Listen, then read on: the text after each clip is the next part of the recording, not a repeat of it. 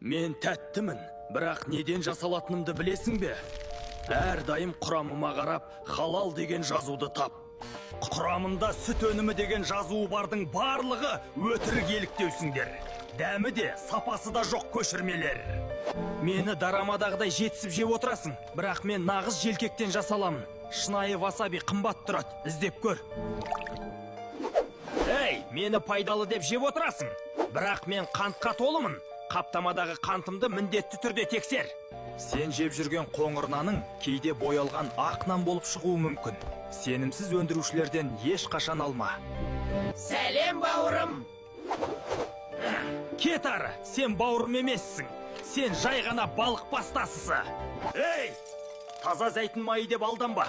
Кейбірі кәдімгі басқа майлармен қосылған. Құрамында таза зәйтін майдан басқа ештеңе болмасын. Шай қапшығының бәрі таза шай емес. Кейбірі тек ұнтақ пен шаң. Жапсырмасын оқы да, дұрысын таңда.